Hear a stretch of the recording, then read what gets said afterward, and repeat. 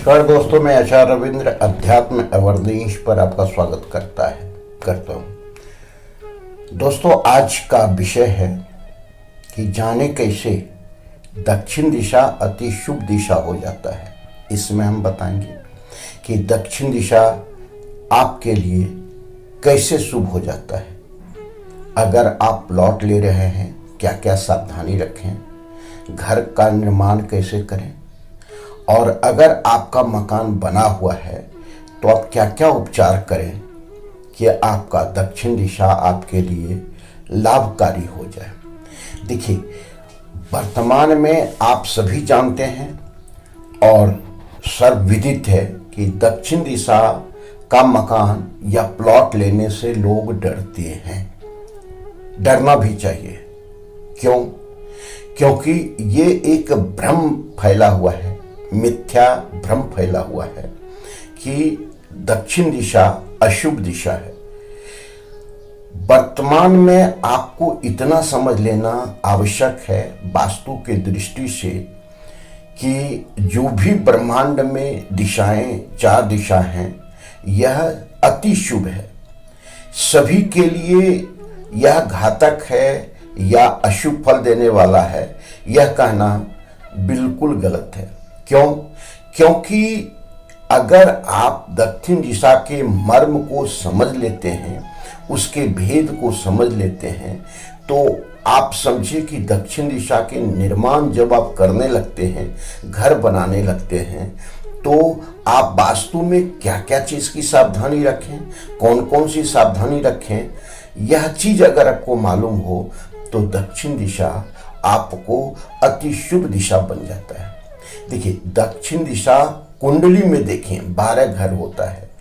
12 घर में जो दक्षिण का क्षेत्र कहलाता है वह आता है 9वां घर, 10वां घर और 11वां घर। यह एक तो भाग्य का फल करता है, दूसरा कर्म का करता है और तीसरा लाभ का करता है।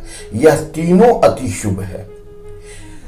दूसरे दृष्टि से देखें कि दक्षिण दिशा जो है वह अति शुभ है, क्योंकि यही आपको शक्ति देता है, साहस देता है और अपार धन देता है। आपको जोखिम उठाने की शक्ति कहां से आएगा? साहस किसी चीज में नहीं होगी तो आप बिल्कुल कोई काम नहीं कर पाएंगे।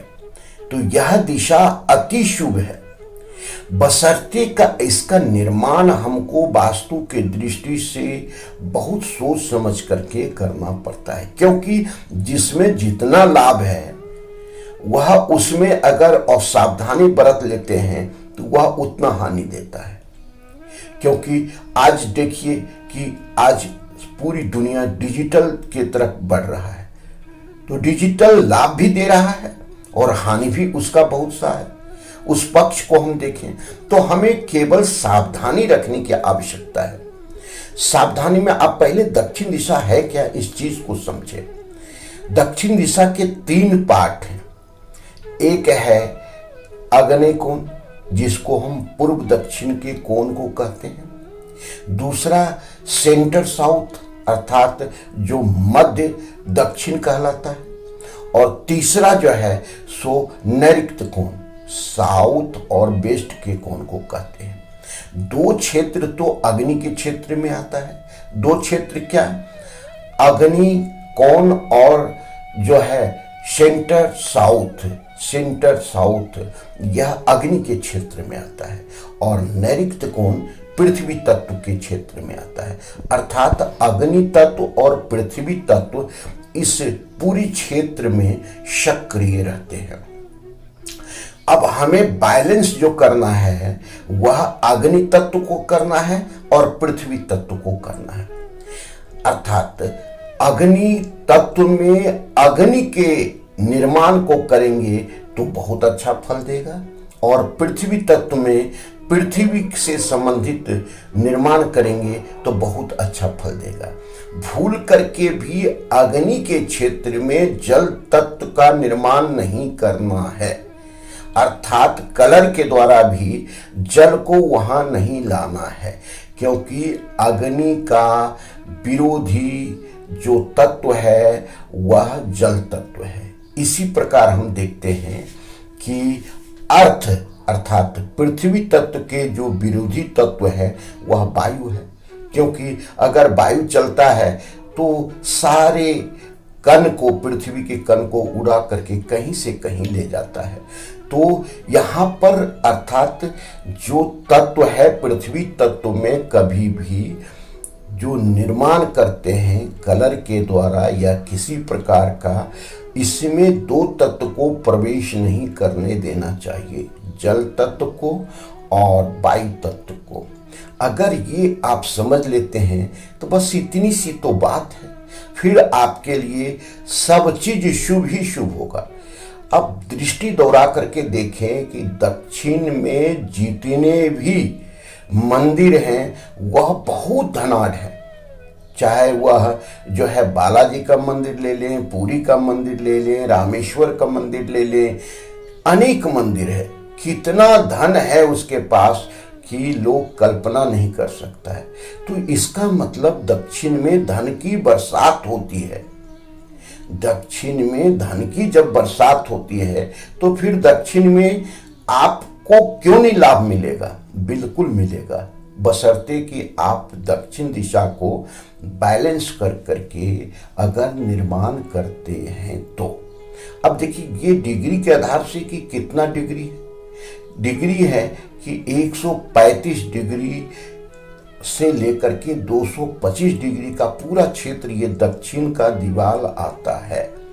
दक्षिण के दीवाल आने का कारण है, अब इसमें हम निर्माण करने लगते हैं तो सावधानी क्या क्या रखना है। सबसे बड़ी सावधानी है कि यह आपके घर में जो निर्माण करने जा रहे हैं उसका ढाल कभी भी जमीन का जो है सो दक्षिण से उत्तर की ओर ही रखें, पश्चिम से पूर्व के तरफ ही रखें। ये तो पहली सावधानी है जो आपको रखना ही है। अगर ये आपने रख लिया तो दूसरा देखिए कि ना तो अग्नि कोण का कोई क्षेत्र बढ़ा हो, ना नैऋत्य कोण का कोई क्षेत्र बढ़ा हो, क्योंकि ये तुरंत बुरा प्रभाव देने वाला होता है।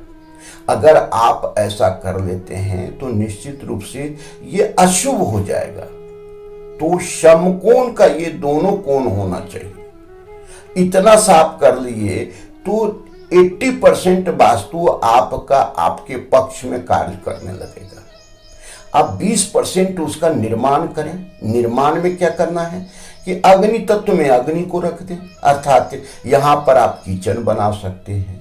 यहाँ पर अग्नि से जितने भी चलने वाला, संचालित होने वाला यंत्र है, जनरेटर हो गया, मीटर बॉक्स हो गया, या जो भी चीज मिक्सी इत्यादि हो गया, या आप समझें कि हीटर इत्यादि हो गया, इस क्षेत्र में रखेंगे तो काफी अच्छा प्रभाव देगा। स्विच, मेन स्विच बोर्ड आप यहाँ रख सकते हैं, मीटर इत्यादि रख सकते हैं, तो अग्नि का प्रभाव देगा। जब अग्नि का प्रभाव देगा तो अग्नि का कार्य है कि आपको कैश फ्लो देना, आपको घर में एनर्जी बनाए रखना, आपको घर में साहस और शक्ति प्रदान करना। कोई व्यक्ति आपके घर में बीमार नहीं पड़ेगा, डिप्रेशन में नहीं जाएगा। तो ये सारे तत्व। अब इसमें सावधानी और क्या बरतना है कि यहाँ boring, safety tank, underground tank या टॉयलेट, केवल इतना 4 चीज आप नहीं निर्माण करते हैं तो अग्नि तत्व आपका बैलेंस रहेगा। केवल यहाँ कलर जो आपको करना है, कभी भी ब्लू, ब्लैक, ये सब चीज नहीं करें। देखिए छोटी सी सावधानी रख करके दक्षिण दिशा को अति शुभ आप अपने लिए बना सकते। अब आते हैं पृथ्वी तत्व में। पृथ्वी तत्व में जो है इसका कलर कभी भी आप जो है सो हरा रंग या नीला ब्लैक रंग नहीं करें, बस इतनी सी बात है। यहाँ बोरिंग नहीं करें, यहाँ पर कभी भी जो है सो सेप्टिक टैंक इत्यादि नहीं बनावे और टॉयलेट नहीं बनावे, क्योंकि ये मर्म स्थान कहलाता है। जो वास्तु पुरुष है वह औंधे भाव आपके प्लॉट में लेटे हुए हैं। जैसी जो है शास्त्रों में, वेद ग्रंथों में बताया गया है। तो यहाँ पर उनका पाँव आ जाता है। अगर वहाँ आप पाँव भेदन कर देंगे तो आप चल फिर नहीं पाएंगे, आपकी स्थिरता नहीं रहेगी। तो ये स्टेबिलिटी का क्षेत्र है, स्थिरता का क्षेत्र है। तो यहाँ पर मुखिया का जो अगर निवास होता है, बेडरूम बनाते हैं, तो उसमें स्थिरता आ जाती है। यहाँ पर भारी भरकम सामान इत्यादि रख लेते हैं तो उसमें स्थिरता आ जाती है। यहाँ का दीवार थोड़ा मोटी बना लेते हैं तो उसमें स्थिरता आ जाती है। तो इस इतना सा समझना आपको बहुत आवश्यक है। और दूसरा जो सबसे इम्पोर्टेंट है, एक ही चीज बता रहे हैं बस और कुछ नहीं, कि मेन गेट आपको दक्षिण दिशा में केवल जो निर्धारित पद है उसी में बनाना है वास्तु के आधार से। बस इतना अगर कर लेते हैं तो दक्षिण दिशा मकान आपके लिए अति शुभ होगा। आप बना करके देखें, बहुत अच्छा रिजल्ट आएगा। और जिस प्रकार बताए हैं उसी अनुसार आप बनाएं। धन्यवाद। फिर मिलते हैं अगले वीडियो। नमस्कार।